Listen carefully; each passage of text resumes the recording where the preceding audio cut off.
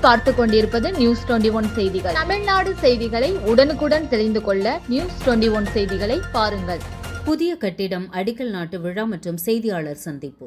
சிவகங்கை மாவட்டம் மானாமதுரை ஒன்றியத்திற்குட்பட்ட கட்டிக்குளம் கிராமத்தில் புதிய கட்டிடத்திற்கு சிவகங்கை மக்களவை உறுப்பினர் கார்த்திக் சிதம்பரம் அடிக்கல் நாட்டி வைத்து பின்பு செய்தியாளர்களை சந்தித்து தாவேகா பரப்புரை குறித்தும் பிரதமர் மணிப்பூர் பயணம் குறித்தும் கருத்து கூறினார்.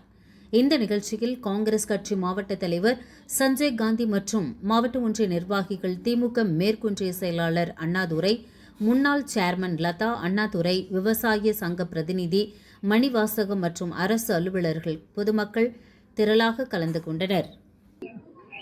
கூட்டத்துக்கு ஒரு எனர்ஜி இருக்கின்றதையும் மறுக்க முடியாது. அது தானா ஒரு ஆர்வத்தோடு வந்த கூட்டம் என்பதை நான் முழுமையாக ஏற்றுக்கொள்கிறேன். ஆனால் இந்த கூட்டமே ஒரு வடிவமாக மாறி, ஒரு அமைப்பாக மாறி, தேர்தலை சந்தித்து எந்த அளவுக்கு வாக்குகளை பெற்று எந்த அளவுக்கு சீட்டுகளை வெல்வார்கள் என்பது காலம்தான் சொல்லும். ஆனால் ஒரு நல்ல கூட்டம், அவருக்கென்று ஒரு வரவேற்பு இருக்கிறது, அவருக்கென்று ஒரு ஆதரவு இருக்கிறது என்பதை ஏற்றுக்கொள்கிறேன். குறிப்பாக 35 வயதுக்கு உட்பட்டவர்கள் வாடிக்கையான அரசியல் கட்சிகள் மீது பற்று இல்லாமல் புதிதாக வருபவர் பின்னால் நிற்க வேண்டும் என்று விரும்புகிறார்கள். ஆனால் அந்த மாற்றம் என்ன மாற்றம் என்பதை இன்னும் அவர் தெளிவுபடுத்தவில்லை. அவர்கள் ஆட்சிக்கு வந்தால் என்ன செய்வார்கள், மாற்றமாக என்ன செய்வார்கள் என்பது தெளிவுபடுத்தவில்லை.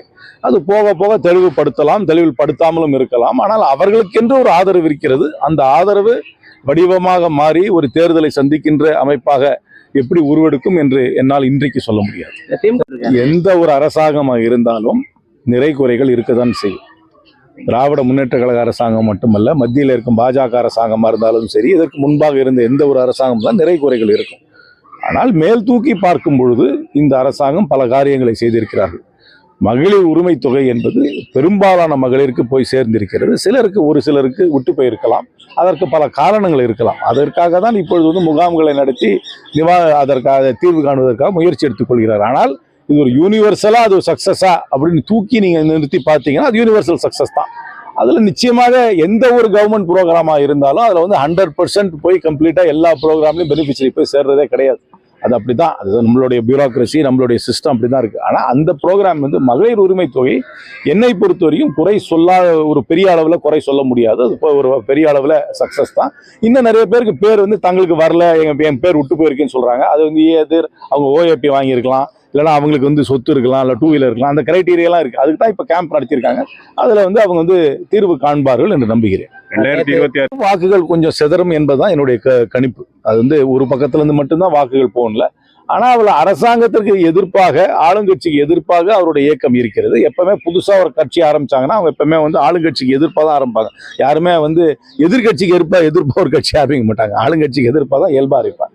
அதனால அந்த எதிர் அணியில விழ வேண்டிய வாக்குகள் சிதறுவதற்கு வாய்ப்பு இருக்கிறது. தலைவர் 1967 இருந்து இருக்கிற இயக்கம், நேற்று இன்னைக்கு வந்த இயக்கம் கிடையாது. 1967 இருந்து இருக்கிற இயக்கம். எங்களுக்கென்று வேற வேற நிபந்தனைகள் எல்லாம் இருக்கு. நாங்க இந்தியா கூட்டணிக்கு இந்திய அளவுல தலைமை தாங்குறோம். அதுல முக்கியமான கட்சியாக திராவிட முன்னேற்ற கழகம் இருக்கிறது. எங்கள் தலைமைக்கும் தமிழ்நாடு முதல்வருக்கும் நல்ல உறவு இருக்கிறது. நாங்கள் எடுக்கும் தேசிய அளவிலான கருத்துக்களுக்கு, பிரச்சனைகளுக்கு உறுதுணையாக முதலமைச்சர் இருக்கிறார். முதலமைச்சர் அவர்களுக்கு ஒரு நல்ல பெயர் இருக்கிறது. அதனால் நாங்கள் இந்தியா கூட்டணியில உறுதியாக இருக்கிறோம். காங்கிரஸ் நேரத்தில் எத்தனை சீட்டு ஜெயிக்கிறோம், யார் எத்தனை ஜெயிக்கிறாங்க, தேர்தல் முடிவுகளை பொறுத்து அந்த முடிவு எடுக்கலாம். கடந்த ஒரு முறை 2006 அந்த மாதிரி வாய்ப்பு வந்தது. அதை நாங்கள் பயன்படுத்திக் கொள்ளவில்லை. அதே வாய்ப்பு 2026 வருதா இல்லையான்னு இன்னைக்கு சொல்ல முடியவில்லை. ஆனா கூட்டணியை பொறுத்த வரைக்கும் இந்தியா கூட்டணி வலுவாக இருக்கிறது. மணிப்பூர் போனாரு, 2 வருஷமா போகவே இல்லை. இப்போவாது போனாரு. அங்க இருக்கிற இன கலவரத்துக்கு முழு தீர்வு வரவில்லை. இப்பொழுதாவது நேரில் சென்று இருப்பதை நான் வரவேற்கிறேன். ஆனால் அவர் போனது மிகவும் தாமதமாக போயிருக்கிறார்.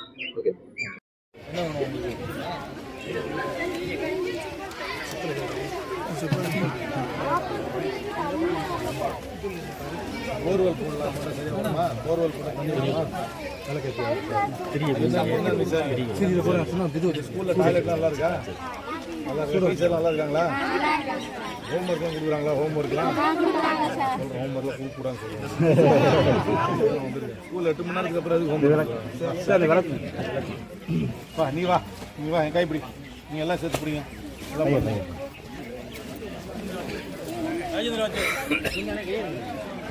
சரி நீங்கள் வைங்க எல்லாத்துக்கும் பார்த்து பார்த்து பார்த்து லட்சம் நல்ல லட்சமா ரொம்ப கண்டிப்பாக இருக்காங்களா கண்டிப்பாக கட்டிடுறாங்கப்பா பாப்பா வாங்க வாங்க பார்த்து பார்த்து